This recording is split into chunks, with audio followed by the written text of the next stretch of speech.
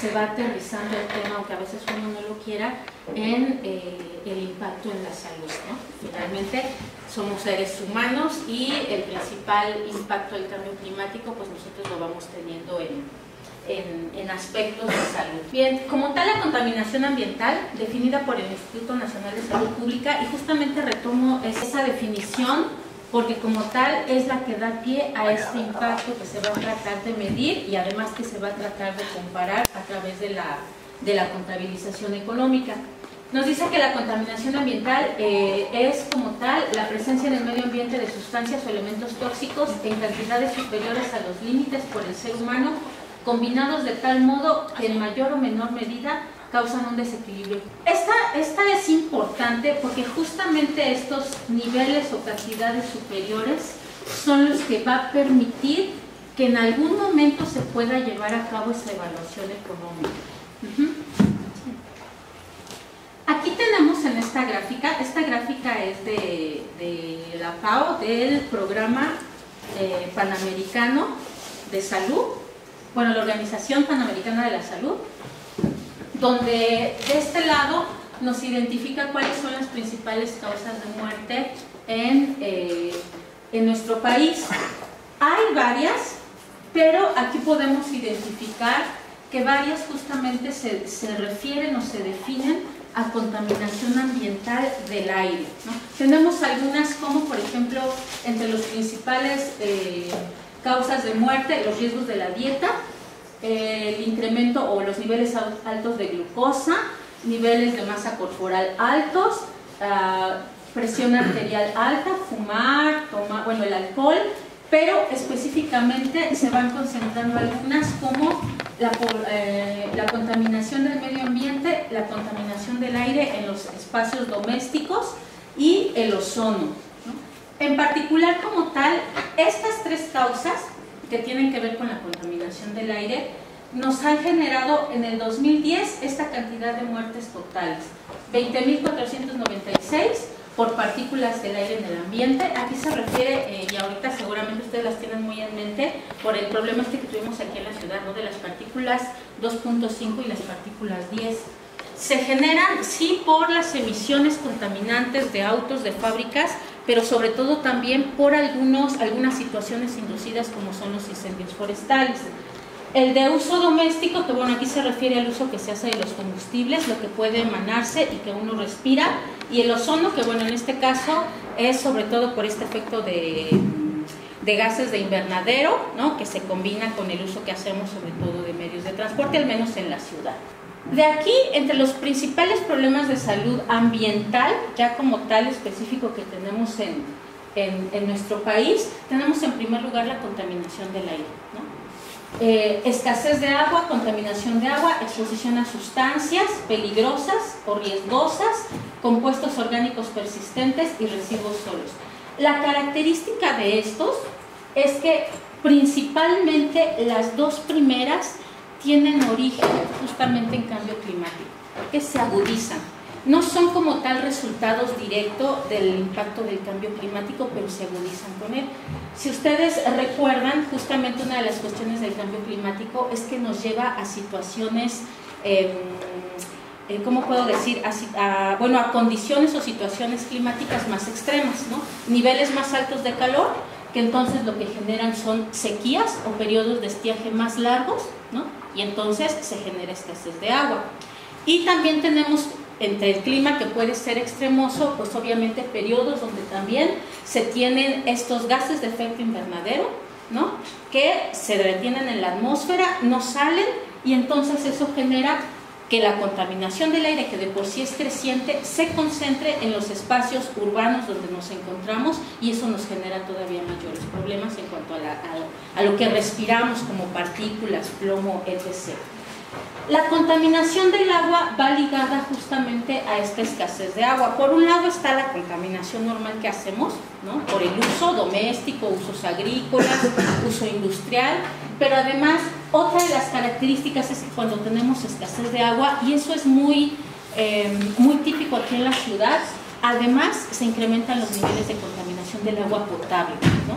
Por ejemplo, en los periodos de estiaje, y que ahora son también, incluso en la ciudad, un poco más extremosos, resulta que no hay tanta agua en el subsuelo, entonces bueno, ahorita eso lo van a explicar mejor nuestras colegas, pero en las delegaciones donde se obtiene de pozos, resulta que la cantidad de agua es menor y entonces hay una mayor sedimentación. Eso genera que haya una contaminación de esa agua que es completamente para uso potable, y entonces obviamente eso también trae afectaciones a la salud. En esto vemos justamente cómo se da este proceso, ¿no?, de los que pueden calcularse o considerarse como daños directos por el cambio climático y la variabilidad climática, y cuáles son los que son indirectos pero obviamente se ven incrementados por el cambio climático. Tenemos, por ejemplo, aquí algunos cambios regionales, y nos dice, bueno, ¿qué es lo que sucede? Ondas de calor, eventos extremos, modificaciones en la temperatura y en las precipitaciones. ¿Eso qué impacta? Pues entonces va a haber cambios microbiológicos, cambios en la dinámica de transmisión, cambios sociodemográficos y cambios obviamente en los ecosistemas. ¿Eso qué implica? Bueno, pues vamos a tener efectos o impactos directos e indirectos. Directos podemos ahí identificar, por ejemplo, enfermedades o defunciones que van directamente ligadas con los niveles de temperatura, ¿no? Las ondas de calor, algunas enfermedades que se desarrollan, ¿no?, como por ejemplo cólera, disentería, enfermedades por cambio en la disposición de alimentos. Hay mayor calor, se descomponen más rápidamente y eso trae afectaciones inmediatas, ¿no? Los indirectos, bueno, estos están ya más relacionados con esto que decíamos nosotros de los eventos extremos. Por ejemplo, ahí vamos a tener estos cambios que decíamos en la contaminación del aire, que aparte son de las que más tenemos mediciones, efectos por enfermedades transmitidas por agua y alimentos, es decir, lo mismo que mencionábamos, escasez de agua, menor calidad del agua también, en el caso del agua potable, y enfermedades por alimentos, esto que decimos se descomponen mucho más rápido, ¿no? No solo los que tenemos en casa, sino justamente en este proceso de transportación y distribución de los alimentos. Y además hay enfermedades transmitidas por vector y roedores. De eso también hay muchos estudios actualmente, porque se ha notado que justamente a partir de estos eventos extremos que son más frecuentes y que obviamente tienen una causa antropocéntrica, pues se puede identificar que hay plagas o vectores que antes no llegaban a ciertas zonas geográficas y que ahora cada vez se van notando más, ¿no? El famoso dengue, el famoso chikungunya, que antes era solamente de regiones tropicales, del Ecuador hacia abajo, pero que ahora se va viendo cada vez más hacia el norte, ¿no? Es decir, han tenido epidemias de dengue en algunos estados como Tlaxcala, ¿no?, cuando antes no llegaban hasta allá, ya era como una zona alta. Si nos referimos a las costas, bueno, sí era un poco común el dengue en el caso de Guerrero y Chiapas, pero algunas enfermedades como el chikungunya nunca se había visto ahí. Ok, entonces, ¿cuáles son, según la Organización Mundial de la Salud, lo que tiene tipificado como factores de riesgo y sus enfermedades relacionadas? Es esta contaminación en espacios abiertos, la de espacios cerrados por los combustibles, plomo, lo referente al agua y saneamiento. En cambio climático solamente tiene señalado esto que nosotros mencionábamos como las enfermedades o los impactos directos, ¿no?, que son enfermedades diarreicas, malaria y otras afecciones como estas que les acabo de mencionar. Y además, otros factores de riesgo, menciona algunos relacionados con el ruido, las partículas suspendidas, algunos elementos que son carcinogénicos, y los tiene relacionado justamente con el tipo de enfermedades que pueden provocar a la población. Y decíamos, aunque efectivamente para cambio climático solamente están identificadas algunas, en realidad cambio climático lo que hace es modificar todos los demás factores de riesgo que tenemos nosotros en México, ¿no? Entonces, eso es bien importante señalar. Aquí lo que nos marca es específicamente qué sustancias son las que nos pueden generar esa contaminación y específicamente qué afectan o qué tipo de enfermedades generan. Entonces, tenemos aquí unas que seguramente les van a ser familiares: monóxido de carbono, dióxido de azufre, óxido de nitrógeno, partículas suspendidas. ¿Qué son esos elementos, esas sustancias? Polvo y metales ligeros. Ajá. Están contenidos en el aire. Están contenidos en el aire, ¿no? Y son... Bueno, también materia orgánica, fecales. Ajá. Y bueno, en el caso de las fecales, pues el metano que se genera, ¿no? Microbios. Son nuestros famosos gases de efecto invernadero, que están en la atmósfera, pero cuando tenemos el efecto invernadero, eso se incrementa. ¿Por qué? Porque se queda aquí, no se mueve, no se comporta como un gas. Y tenemos además otros como es el plomo, las partículas suspendidas, que también, ¿no?, se incrementan justamente o son más problemáticas cuando tenemos esta variabilidad climática, estos eventos extremos, y bueno, ahí incluye otras sustancias tóxicas. Este asunto de las otras sustancias tóxicas, en realidad es interesante porque hay varias de ellas de las cuales, por lo menos en nuestro país, ni siquiera hacemos análisis de salud, ¿no? Al final les voy a platicar de una en específico, y en esta parte nos explica específicamente qué es lo que puede generar cada una de estas sustancias.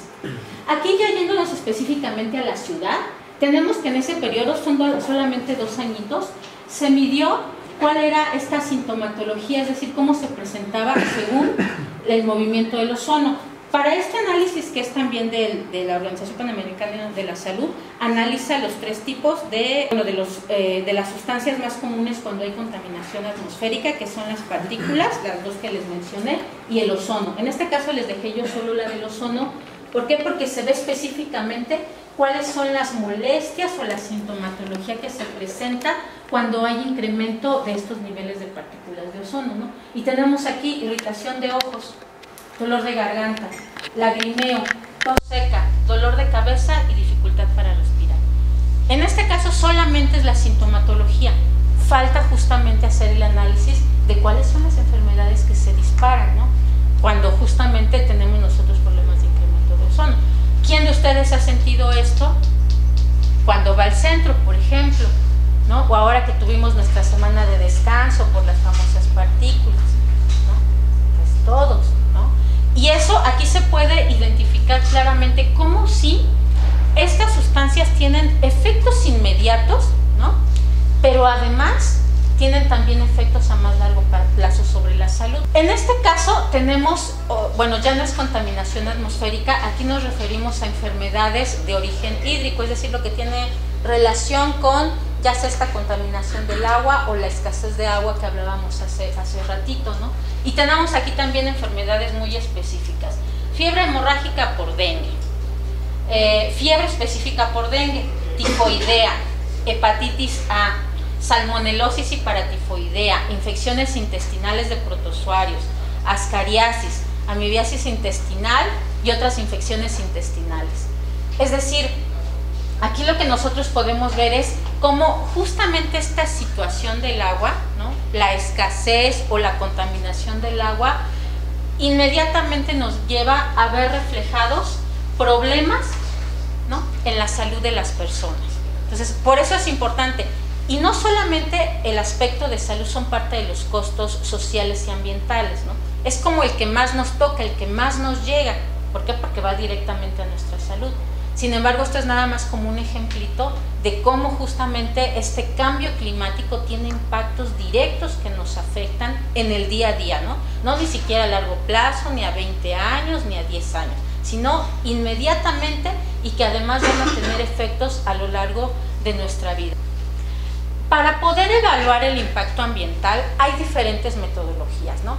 El asunto de la evaluación ambiental suele ser muy complicado porque cuando hablamos de medio ambiente no estamos hablando de bienes y servicios que puedan tener un precio en el mercado, ¿no? No lo hay. Entonces se hacen o se crearon diferentes metodologías para crear aproximaciones, ¿no? Hay algunas que son más cercanas, pero aparte depende específicamente de qué es lo que nosotros queremos medir como impacto ambiental y convertirlo, tratar de calcular cuál es su impacto económico para decidir qué método vamos nosotros a usarlo para medirlo. Y son imperfectos, por supuesto, porque aparte son métodos de aproximación. Tenemos, por ejemplo, el análisis costo-eficiencia.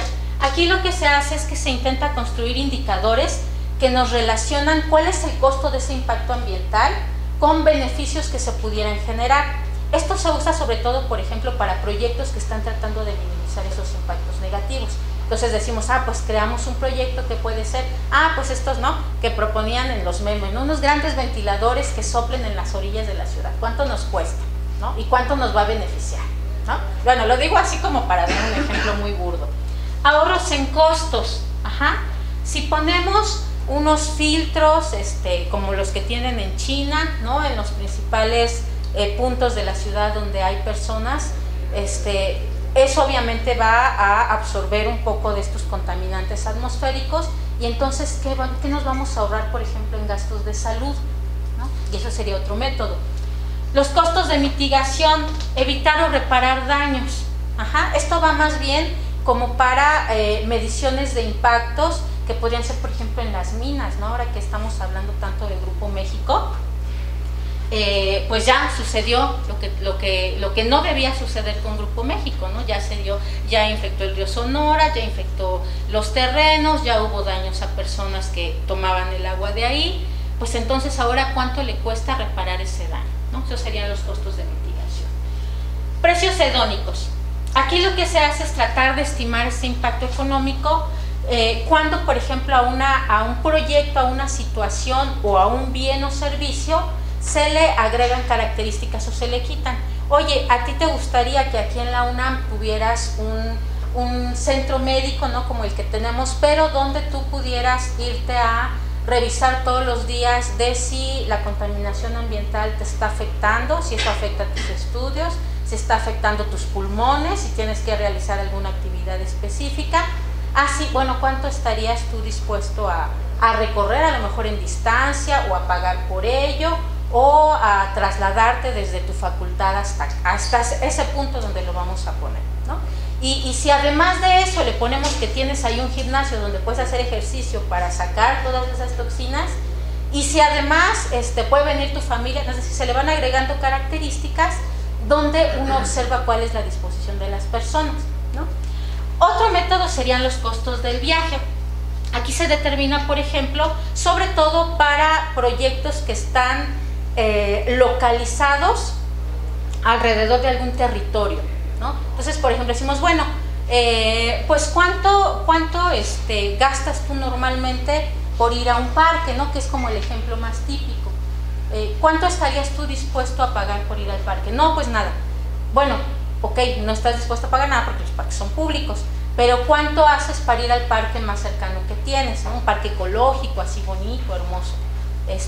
Pues yo voy al que está acá en la Sierra de Guadalupe. ¿Y cuánto gastas por ir allá? Bueno, pues es que tengo que tomar el metro, y luego tengo que tomar un autobús, y luego ahí tengo que tomar un carro especial que me lleve justamente hasta el parque ecológico, y entonces yo pago eso. Ok, pues eso se toma, es una forma de contabilizarlo económicamente. Hay otra que es la evaluación contingente, donde ahí lo que se refleja justamente, se le pregunta directamente a la gente cuánto estarías dispuesto a pagar por un bien ambiental o un servicio. Y dentro de esta evaluación contingente, que justamente busca la disposición a pagar, hay otro derivado que no sería como en el mismo nivel de estos métodos de evaluación, que ya es más específico, justamente medir los costos en salud.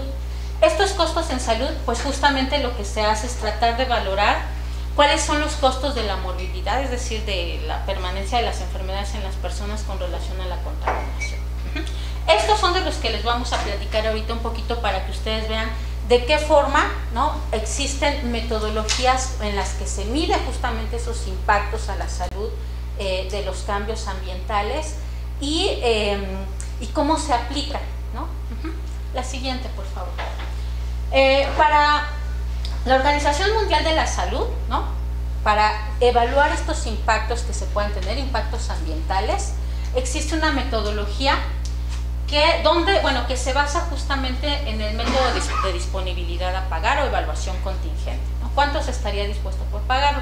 Por ahí les dejo la referencia de un documento muy interesante que es el que uso para explicar la metodología, donde se mide en la región centro, es decir, incluye Hidalgo, Tlaxcala, Estado de México y Ciudad de México. Entonces nos atiende específicamente a nosotros aquí. La siguiente, por favor. Este método en lo que consiste es justamente una valoración de la mortalidad, ¿no? Digo, y esto suena así súper rudo. Como tal existen dos métodos, que es la aproximación por capital humano, que es sobre todo referente a la productividad del trabajo. Y que es el de disposición a pagar o valor de una vida estadística, ¿no? Cuando se entra ya en estos temas es bien complicado, ¿no? Porque hablar del valor de una vida es como, pues hasta suena poco ético. ¿Cómo se va a valorizar o contabilizar económicamente una vida? Sin embargo, la práctica se hace.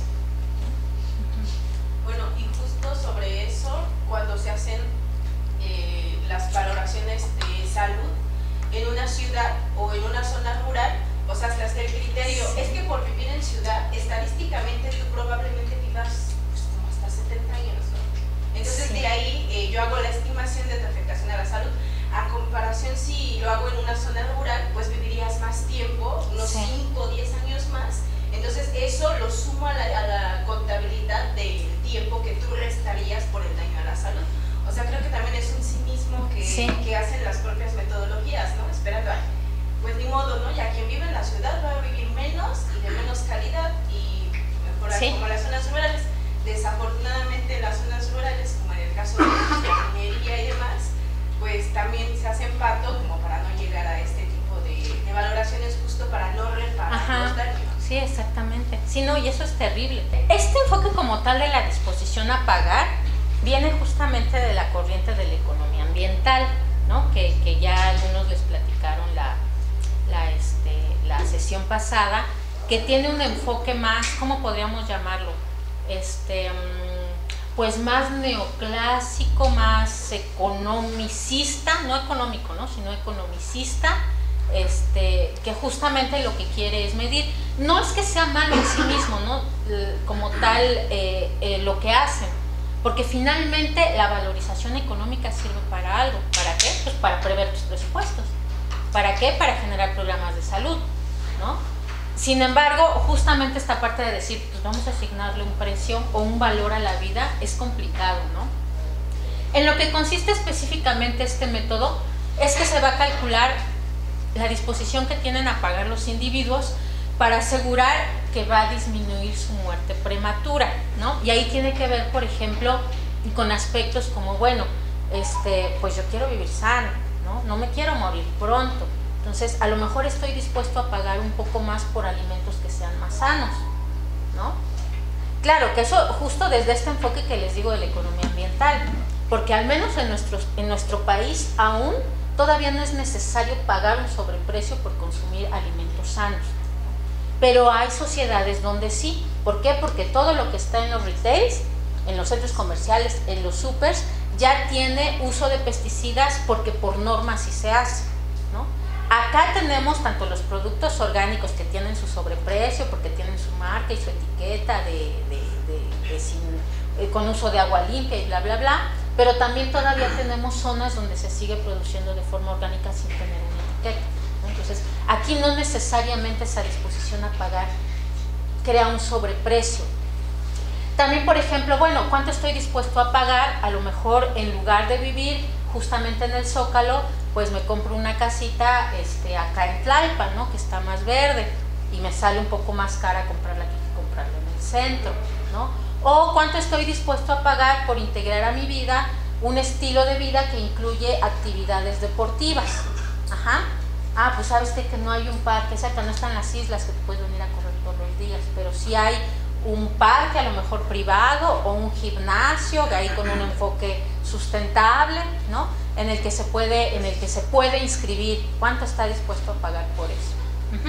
Entonces, esto es como tal, así como se traduciría esta metodología, pero ya retomada por el Instituto Nacional de Salud Pública, lo explica de una forma como un poco más ética, ¿no? Que no implica solamente tu disposición a pagar en sí, individual, ¿no? Sino es el valor que la sociedad le va a dar para evitar la muerte de una persona, no importa quién sea, pero que sea parte de esa sociedad. ¿Y eso a qué nos lleva? Pues justamente a cuáles son los programas de salud que se van a generar, cuál es el presupuesto que se va a determinar para este tipo de enfermedades o para la prevención en salud. La siguiente, por favor.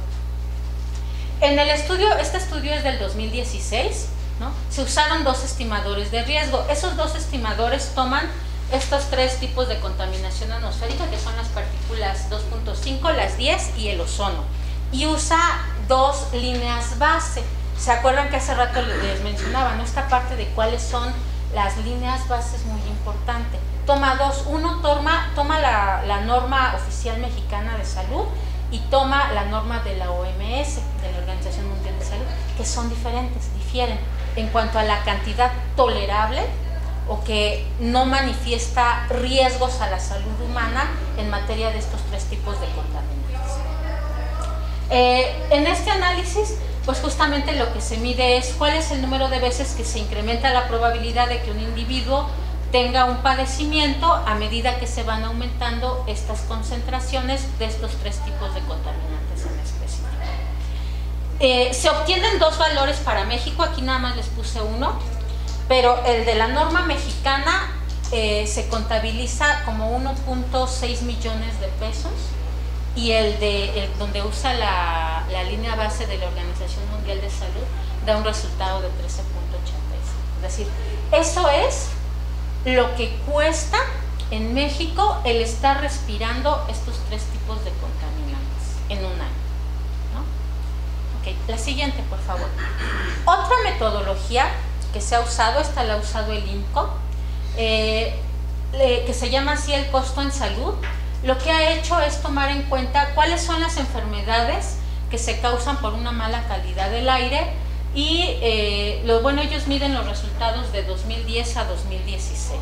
La siguiente, por favor. En esta metodología lo que se hace son dos pasos importantes, que es uno, identificar cuáles son los daños en salud que van a medir, es decir, tienen que delimitar cuáles son los que van a tomar en cuenta y cuantificar el impacto económico derivado, obviamente, de esos daños a la salud.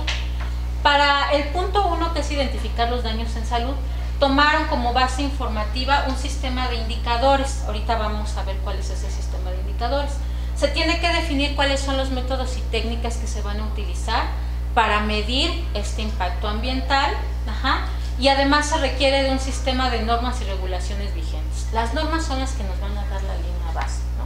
¿Cuáles son esos riesgos? ¿A partir de qué punto es un riesgo como tal sanitario y a partir de qué punto podemos existir con esos niveles de contaminación?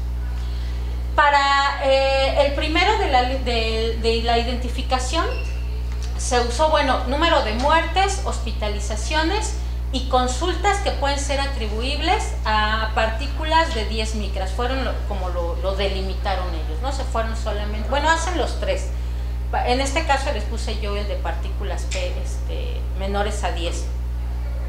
En este caso lo que hace es buscar qué tan sensible es la población ante cambios o variaciones, ¿no?, de la concentración de estas partículas y cómo se empiezan a manifestar estos daños a la salud vía, ¿no?, muertes, hospitalizaciones o consultas. Estas estimaciones surgieron a partir de análisis epidemiológicos y ahí se consideraron ya registros administrativos, ¿no?, que fueron los egresos hospitalarios por causas respiratorias y cardiovasculares, consultas por asma, infecciones respiratorias agudas, enfermedades del corazón, y específicamente para los egresos hospitalarios se tomaron datos de la Secretaría de Salud de 2010 para los tres sistemas de salud más grandes, que es Salud o Salubridad, que es la popular, IMSS e ISSSTE. Si ven ustedes, cuando vimos lo del ozono, ahí se manifestaban diferentes sintomatologías. Cuando vimos la lista de enfermedades, ya como tal, también son más amplias. Aquí se va reduciendo justamente esa información de la cual efectivamente tenemos registros. Y además se va solamente a los registros administrativos, es decir, solamente las personas que acudieron al médico porque tenían alguno de sus problemas. Todas las personas que no tienen acceso a alguno de esos tres sistemas de salud, pues no tenemos el registro, ¿no?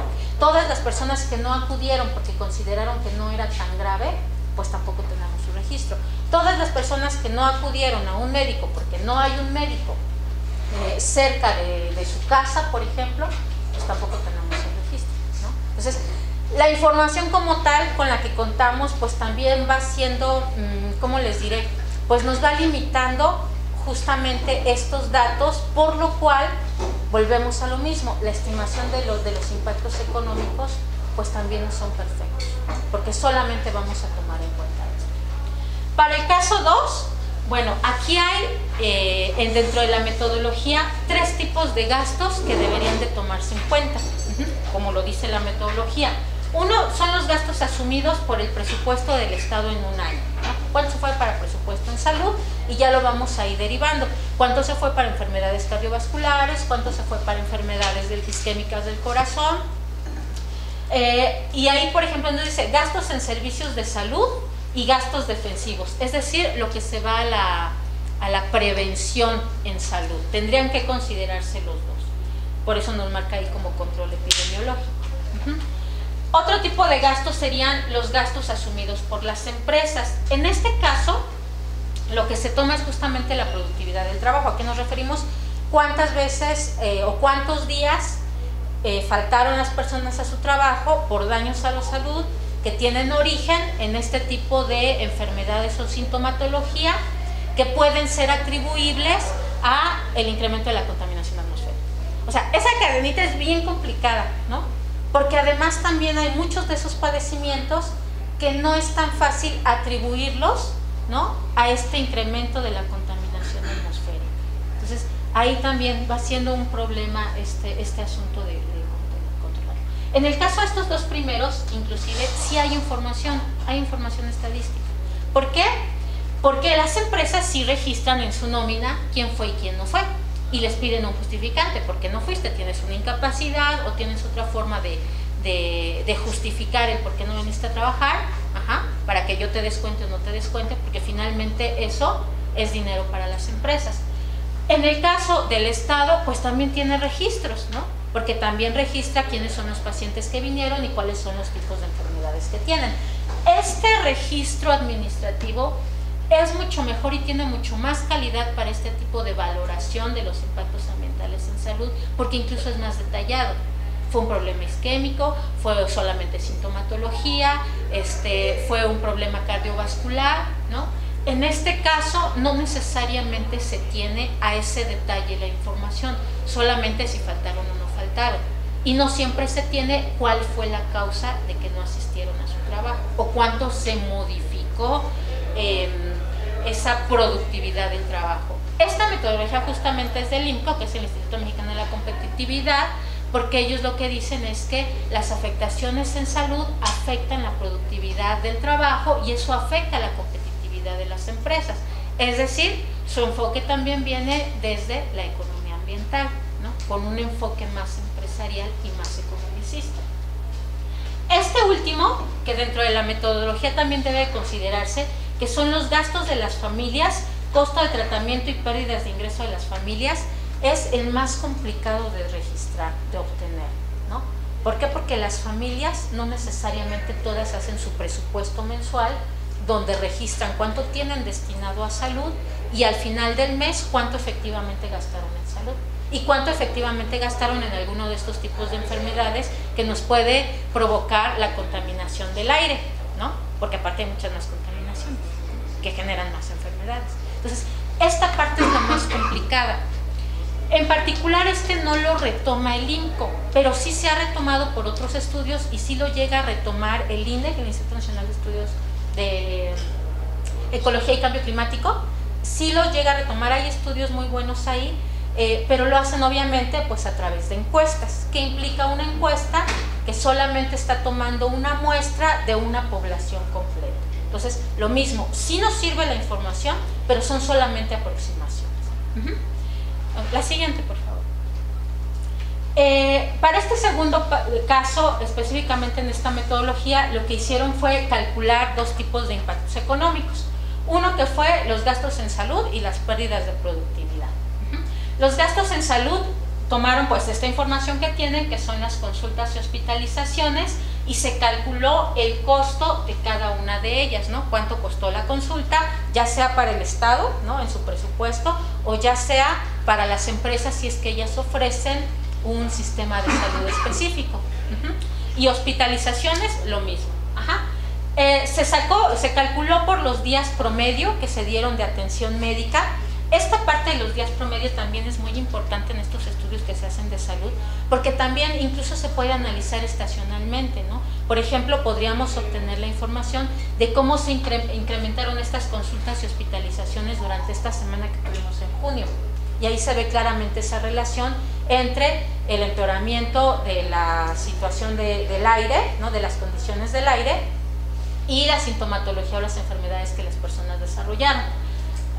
En esta se incluyó, bueno, para las pérdidas en productividad, pues tomaron esto de los días laborales que se perdieron por causa de estas hospitalizaciones y consultas, y lo que podría calcularse como años productivos perdidos, ¿no? En caso de fallecimiento prematuro de alguno de los trabajadores de las empresas. Que también eso ya suena muy crudo, pero aparte también es complicado, ¿no? ¿Cómo se liga específicamente una muerte prematura, aunque sea de una persona que tenía problemas cardiovasculares, ¿no? Específicamente con la contaminación del aire o con la contaminación ambiental, ¿no?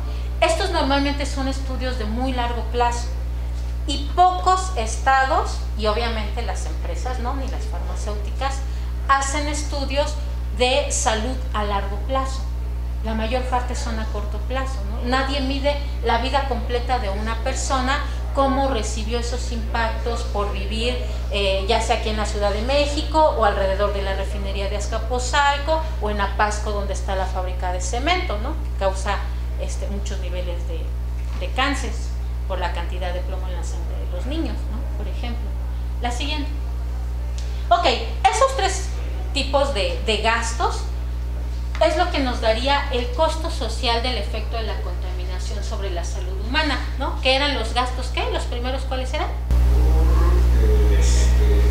Las enfermedades que causan directamente en el momento que se eleva la cantidad de ozono, de partículas físicas, que es un impacto directo y va a clínica o a hospital. A hospital, y en este caso financiados por el Estado, Así es, ¿no? ¿Y el B? Y esos niveles pueden incluso contribuir a la causa de muertes en la medida que impacten en enfermedades que ya tenía el paciente y que se ve ¿sí? agravada por estos estados de contaminación y que pueden afectar el corazón, pulmones, etc. Sí, y eso es muy real, ¿no? No sé si ustedes leyeron algunos artículos que justamente salieron ahora en junio, que muchas personas que tenían ya problemas preexistentes de cardiopatías o de diabetes fallecieron en esta semana que tuvimos de incremento de partículas de PM2.5, ¿no? O sea, pero también eso es muy complicado. ¿Cómo demuestra científicamente que con una condición preexistente, porque a lo mejor su diabetes no era por contaminación atmosférica, a lo mejor su diabetes era por contaminación de los alimentos, y digo contaminación porque pues, lo que comemos en los alimentos procesados es ¿no? No es alimento, ¿no? ¿Cuánto por su predisposición genética? Por supuesto también. ¿Cuáles otras? Porque las condiciones de preexistencia de una enfermedad pueden ser múltiples, ¿no? Entonces, a lo mejor esa persona viajó a otro lugar y allá adquirió la enfermedad o allá se le desarrolló. Entonces, ¿cómo demuestras que esta situación de ahora justamente puso en mayor riesgo a esta persona y le generó esa muerte, ¿no? O sea, esa demostración científica es muy complicada, ¿no? Justamente lo que hacen los estudios es analizar como periodos específicos, ¿no? Pero esto de la contaminación del aire sí nos puede dar, por ejemplo, el dato de cuántas personas se murieron con condiciones preexistentes, se murieron esa semana, pero no tenemos cuántas fue la suma, ¿no? De una condición preexistente y todas las condiciones climáticas que hemos tenido, por ejemplo, en los últimos 20 años. La tendencia de incremento de partículas se ha modificado porque además se han modificado las líneas base, las normas. Las normas que existían en el 80 no son las mismas del 90, ¿no? En cuanto a los niveles de seguridad, a las que tenemos ahora, ¿no? Entonces también hacer análisis longitudinal de repente es un tanto complicado y necesitas esos datos para poder hacer tu valoración del impacto económico, ¿no? Pero sí tiene razón, o sea, con una correlación entre lo que sucedió antes y lo que sucedió durante, y les damos un mes o 2 meses después, podríamos tener una idea de cómo se dio ese impacto y contabilizarlo, ¿no? Las consultas y los ingresos hospitalarios, ¿sí? Sí, nada más como, o sea, justo ahorita Greenpeace, con todo lo que ha pasado, por ejemplo, desde el año pasado, metió una demanda por la contaminación de calidad del aire en la Ciudad de México, y justo como no hay cómo comprobar la cuestión del aire con los daños a la salud, ellos sí utilizaron la estadística para decir cuánta gente va a los hospitales cuando se incrementa en las temporadas de calor, y específicamente, bueno, la OMS lo reconoce que son niños y adultos mayores, pero por ejemplo, para que procediera, no sé si habrán de haber escuchado porque pasó en las noticias, que muchos hicieron demandas colectivas con el mismo argumento, ¿no? Que era una afectación a su entorno, a su salud, a su trabajo, y entonces así procedió, o sea, no por un vínculo directo, sino por algo más amplio, ¿no? Sí. O sea, cómo afectaba a tu entorno y demás. Y de ahí lo vincularon porque también otro argumento que entonces ahí retoma Greenpeace fue en México, justo lo que decía la profesora, aquí la normatividad es muy laxa. Entonces, por ejemplo, el índice IMECA, todas las normas por cada uno de los contaminantes son demasiado altos que incluso en otros países están a la mitad. Entonces, como a la mitad de ellos ya es emergencia ambiental, pero aquí en México lo podemos seguir respirando. Entonces, como procedió este amparo de Greenpeace, fue justo, ahora sí, para no pelearse que sí, que sin predisposición genética, no, es sobre las normas, porque eso hace desfavorable tu derecho humano al medio ambiente, ¿no? O sea, tener una vida de salud, pero solo así como procede desafortunadamente, sí, ¿no? Porque hay que buscarle muchas cuestiones poco a poco. Sí, pues igual, por ejemplo, ha sucedido justamente en este asunto de los alimentos chatarra en las escuelas, ¿no? O sea, tiene muchos años este asunto y no se pudo hacer justamente por ligarlo directamente con enfermedades, sino que se tuvo que ligar a través de la obesidad, ¿no? Y reconociendo la obesidad, pero no es solo la obesidad, o sea, también son sustancias, pero como no están demostradas que son cancerígenas o que son, ¿no? Entonces no se puede hacer de una forma directa, tiene que buscarse justamente por fuera cómo se demuestra esa afectación, ¿no? A la persona. Ok, ¿ve? ¿Ya me dijeron qué era o no? Ya no me acuerdo. No. Sí. ¿Qué gastos son? Ya me dijeron A, pero ¿qué gastos son? B. B, porque más bien viene de quién los realiza esos gastos, ¿no? En estos casos es el Estado. A, en este caso son las empresas, su pérdida de productividad o lo que tuvieron que pagar por enfermedades. Y C, las familias, las personas, que es el más complicado de obtener, ¿no? Pero en realidad nuestro costo social es todo esto. El costo social que nosotros tenemos en las estadísticas de salud y en las estadísticas de cuentas ambientales normalmente van a ser esto. Y en las de cuentas ambientales de contabilidad social solamente esto. Ni siquiera tenemos estas contabilizadas. Ajá. Entonces, el costo social que actualmente nos informan tampoco incluye todo el costo social que realmente tenemos por estos impactos a la salud derivados de contaminación atmosférica que se ve agravada por cambio climático, ¿no? Con esta metodología el INCO lo que calculó es que para un año el costo para el país fue de alrededor de 14 millones de pesos, ¿no? Y eso sin contar esto porque INCO no hizo esto, ¿no? De los cuales 11.5 corresponde a pérdidas de productividad y 2.5 a gastos directos en salud, ¿no? Este es muy parecido al dato anterior, no sé si lo anotaron de cuánto fue con la otra metodología. 13 punto algo, exactamente, ¿no? Es muy parecido, es decir, son estimaciones, pero por diferentes vías llegaron más o menos a un resultado parecido. Claro, con sus bemoles, ¿no? Porque decimos que la otra tiene dos contabilidades económicas, la que es con la norma nacional y la que es con la norma internacional, ¿no? Pero eso, digo, sí es revelador, es decir, no son perfectas estas metodologías, son bastante imperfectas, pero sí nos sirven para darnos una idea del impacto económico de la salud, ¿no? Por estas causas. Ajá. La siguiente, por favor.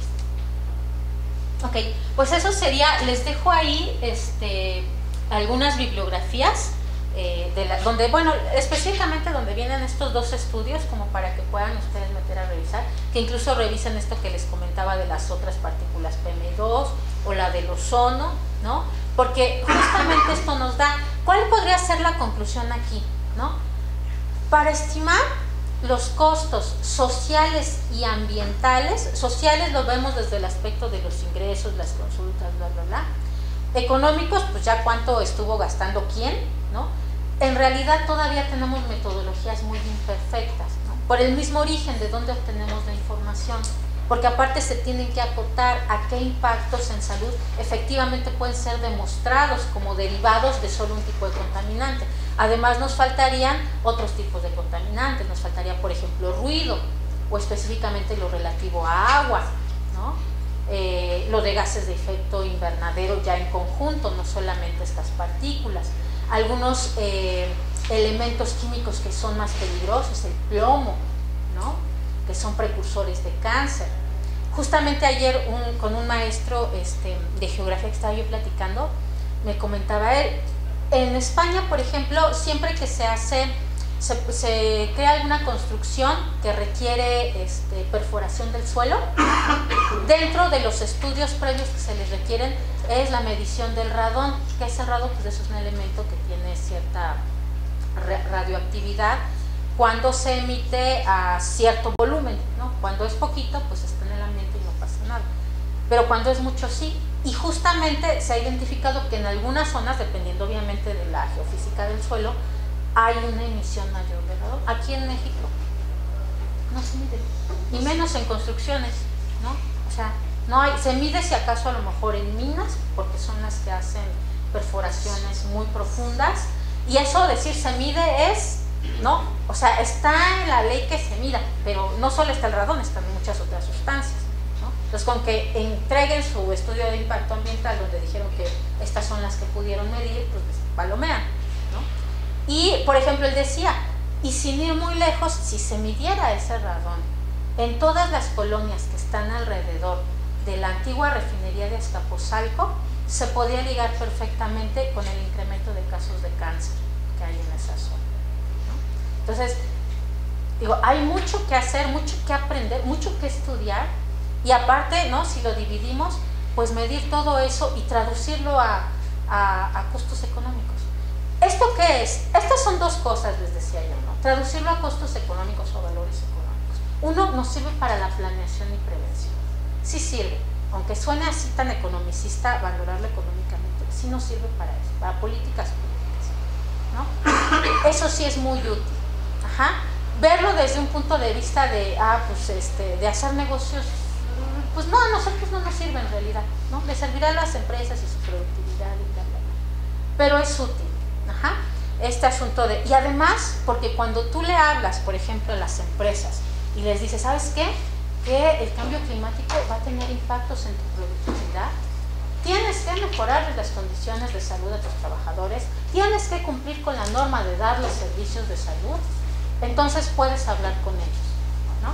Si a ellos no les hablas de cuánto les va a costar económicamente, pues hacen lo que siempre contratan, outsourcing sin sistema de salud, ¿no? Entonces digo, no es perfecto, es lo que hay. La idea es que todos nosotros que estamos en el camino lo vayamos perfeccionando, ¿no? Espero que les haya quedado como muchas cosas a reflexionar, ¿no? Y si tienen cualquier duda o algo, pues ahí les dejo mi correo, ¿no? Y les puedo compartir la bibliografía que tengo.